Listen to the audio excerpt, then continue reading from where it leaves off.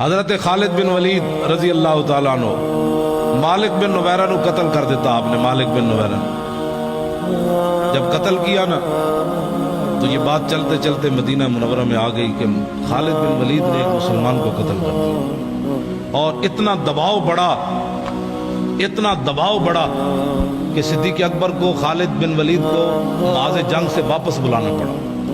اصحاب حل و عقد، ہلو نہیں پڑھنا پیا، بات میری کوئی غلطی پہ کٹو. ہل کا معنی اور ہے اور حل کا معنی اور ہے.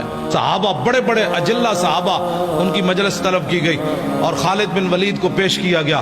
خالد بن ولید جب مسجد نبی شریف میں داخل ہوئے نا تو حضرت عمر اتنے جلال میں تھے کہ آپ نے ان کی پگڑی سے تیر کھینچ لیے. خون آلود تیر آپ نے لگائے ہوئے تھے.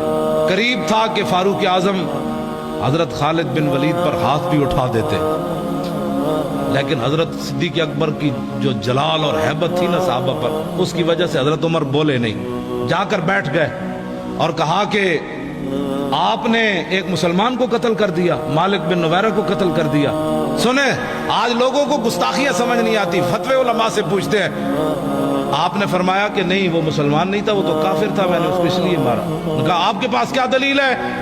نے کہا کہ جب میں نے اس کو کہا نا کہ تم زکوٰۃ کیوں نہیں دیتے تو اس نے کہا کہ ان صاحبکم قد توفیا.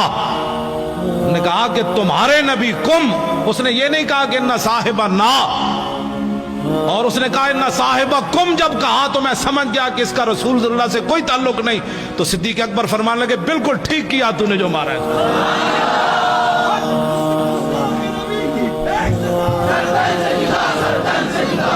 یہاں تو کم سے بھی بات بن جاتی ہے، کیوں جی نا اور کم.